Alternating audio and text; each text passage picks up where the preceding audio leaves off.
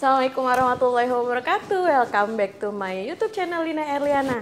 Nah, di Sharing is Caring Letkis kali ini kita sudah kedatangan tamu spesial ya. Siapa ini sesuai dengan requestan kalian nih yang banyak kemarin di Insta Story. Di sini ada Bu Mami. Bu Mami, apa kabar, Bu? Alhamdulillah. Alhamdulillah. Ibu sapa dulu, Bu, anak-anak, Bu. Hai, Assalamualaikum. Nah, masih pada inget ya pasti ya, karena kemarin banyak yang request nih, Bu, lewat Instastory saya. Nah, mungkin kita hari ini mau ngomongin apa nih tentang sharing is caring, Letkis bersama dengan Bu Mami. Tentunya tentang pengalaman Bu Mami sebagai guru yang sudah luar biasa ya, tentunya ya Bu ya, udah berapa puluh tahun ya Bu ya. Nah, kemudian ini juga salah satu alternatif untuk kalian yang kemarin nanya gimana nih Bu kabarnya Bu Mami. Nah, di sini bisa kalian nonton video ini, anggaplah untuk melepas kerinduan kalian. Nah, langsung aja kita mulai sharing-sharing kali ini. Ibu, mungkin yang pertama kali nih Bu, saya mau tanya. Kan Bu Mami sekarang dikenal sebagai guru sejarah ya Bu ya.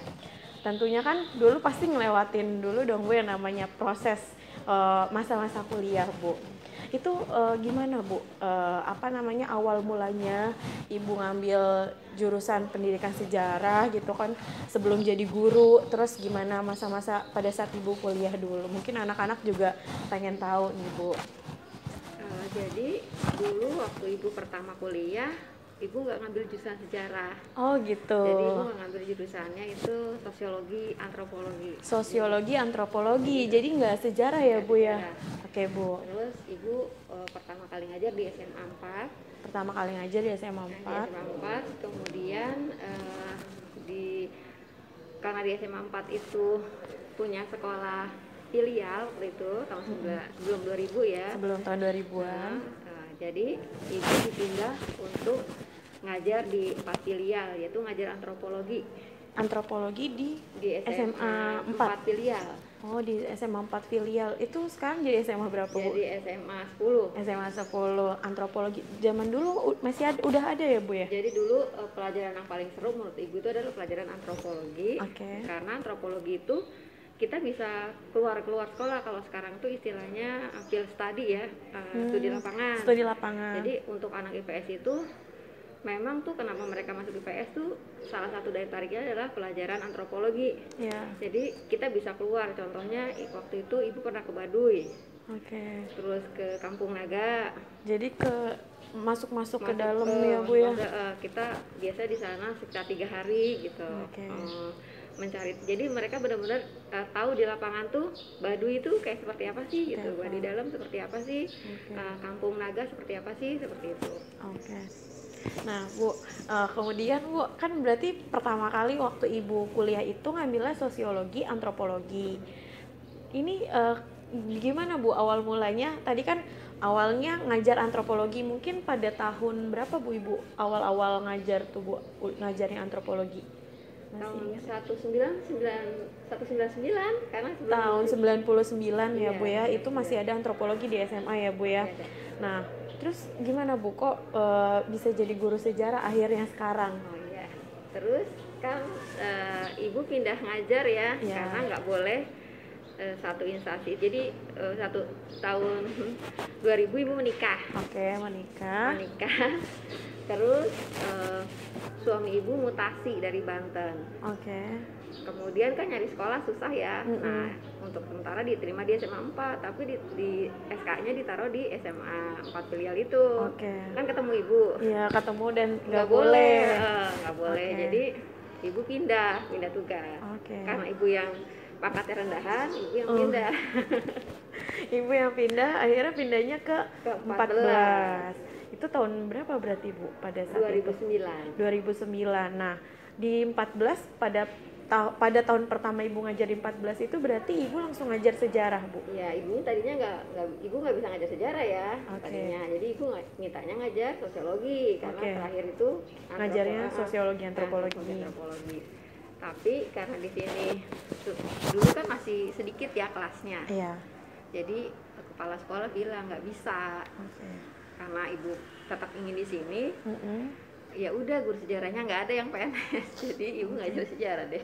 Akhirnya jadi ibu jadi guru sejarah sampai saat ini ya Bu ya.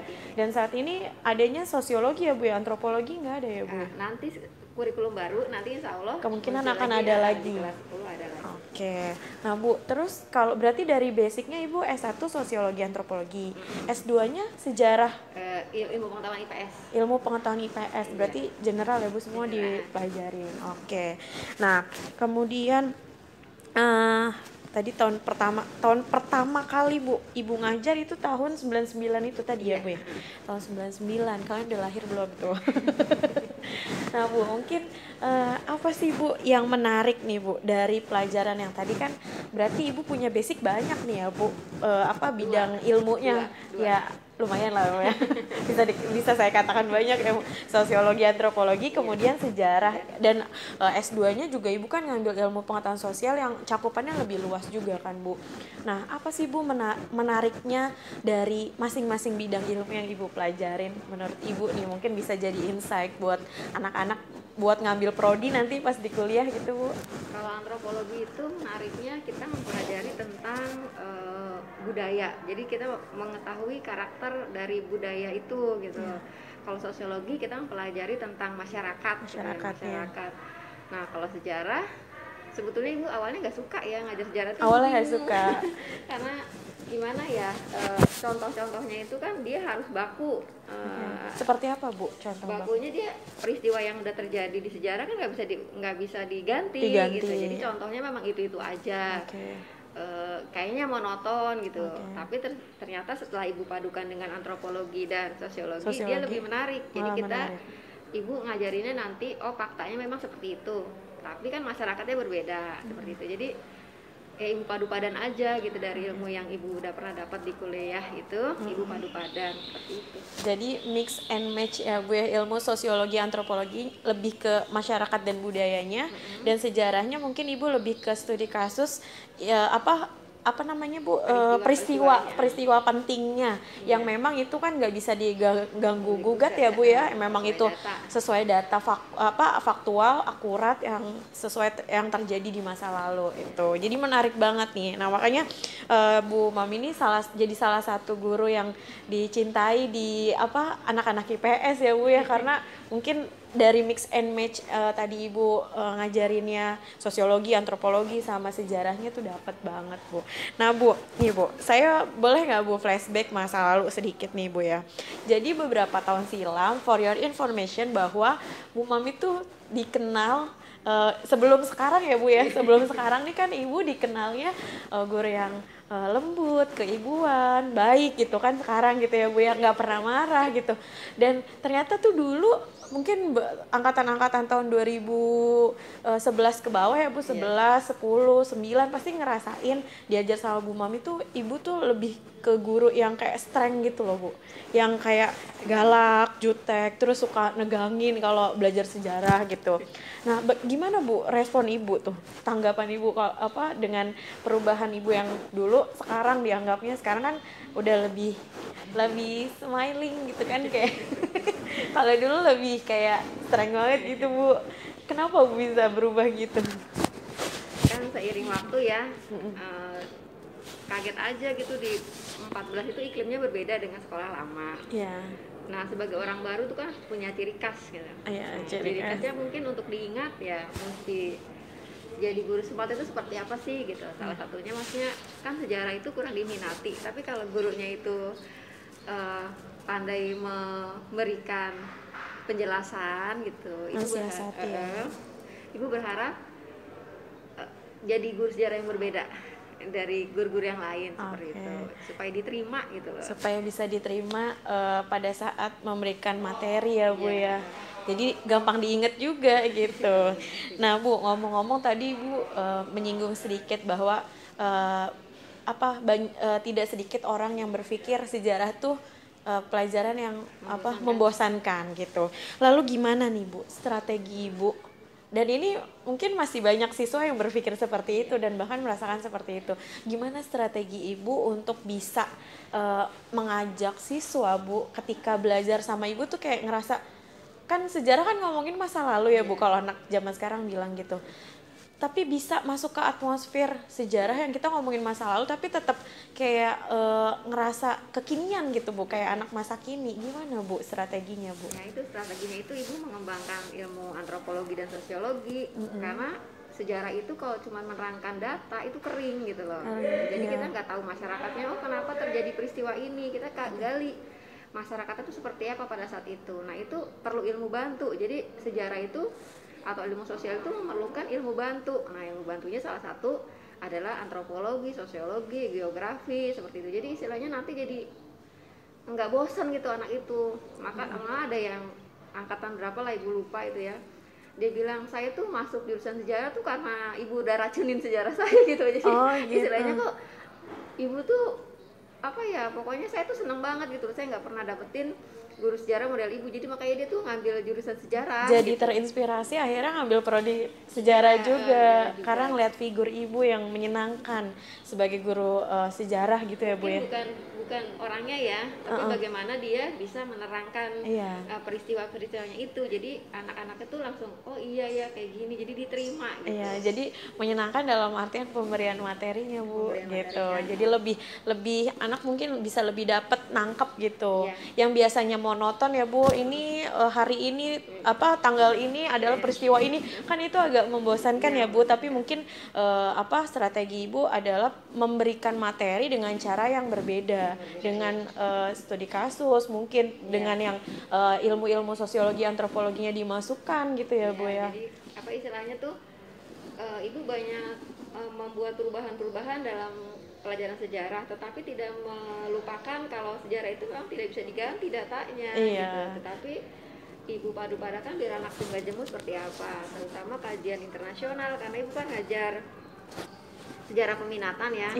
Kan kalau sejarah Indonesia datar, kalau sejarah peminatan itu mereka senang mempelajari tentang negara lain, budaya lain ya Bu. Terus bagaimana sih negara itu bisa maju atau hancur dan seterusnya. Jadi buat pelajaran juga buat kita. Bu, tapi pernah nggak sih Bu misalnya di kelas nih Bu, kan ibu udah menciptakan suasana kelas yang hidup gitu kan. Tentunya kan pasti siswa-siswi itu kan nggak semua anak kan sama ya Bu, variatif gitu kan. Nah, bagaimana Ibu bisa menghidupkan kembali gitu ketika misalnya dari 36 siswa mungkin 80% senang mendengarkan materi, sisanya enggak. Itu gimana Bu? Kan kadang kita bete ya Bu sebagai guru kalau misalnya nggak didengerin gitu kan. Bagaimana Bu? Kalau ibu sih strateginya gini, kan ada tuh anak kelas, ibu pernah inget ya, kelas itu tuh selalu ngajakin pulang. Kalau kalian jam terakhir, Bu kapan kita pulang? Ibu bilang 30 menit lagi gitu. Jadi setelah 30 menit lagi tuh kita ibu nerangin gitu ini. Terus mereka masih senang gitu dengan 30 menit itu. Kita pulang Bu, iya. Jadi ibu ngulur-ngulur waktu dengan iya ntar kita pulang, jadi ngikutin maunya mereka gitu. Awalnya, tapi ntar mereka lupa kalau udah waktu itu udah berjalan, kalau udah lewat 30 menit gitu ya Bu ya. Jadi kadang-kadang kita pulang cepat Bu, iya gitu, tapi ini dulu ya, belajar dulu sebentar gitu. Jadi ibu strateginya gitu. Apa yang mereka mau, iya ikutin aja. Ntar juga mereka lupa, katanya waktunya udah pulang jam 4 gitu. Jadi di manajemen waktunya ya Bu ya. Kalau misalnya emang mereka udah jenuh, udah bete, pengen pulang, nanti kita pulang. Tapi ibu tetap ngejelasin, terus lebih tetap semangat menjelaskan walaupun di detik-detik mau pulang ya Bu. Akhirnya mereka ngedengerin. Jadinya enak, asik kan, malah lebih dari 30 menit mungkin ya Bu ya, seperti yang mereka minta. Nah Bu, terus Bu ada nggak Bu pengalaman menarik atau yang paling berkesan menurut Ibu selama kurang lebihnya berapa tahun berarti ya Bu ya?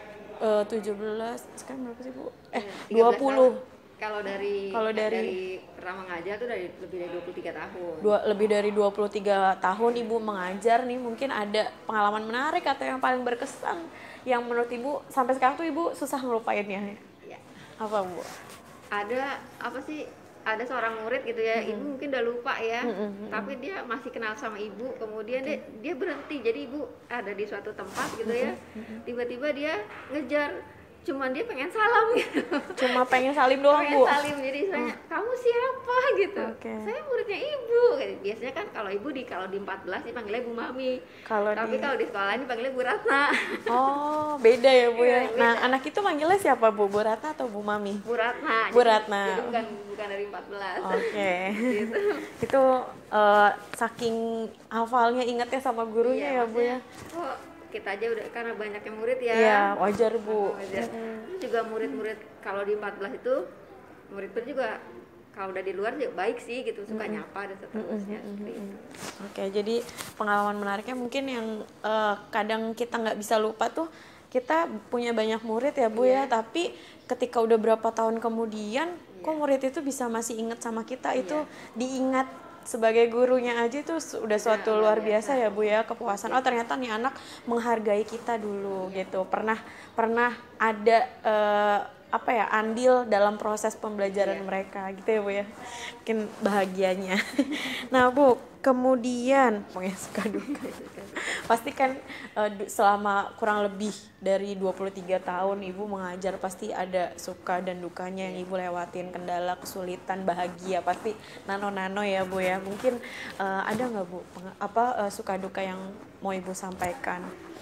Kalau duka sih ya mungkin kalau anaknya tuh nggak belajar ya, lagi mungkin dia lagi banyak tugas. Nah tuh misalnya kan Ibu pernah sekali ngajar anak IPA, makanya Ibu nggak mau ngajar IPA.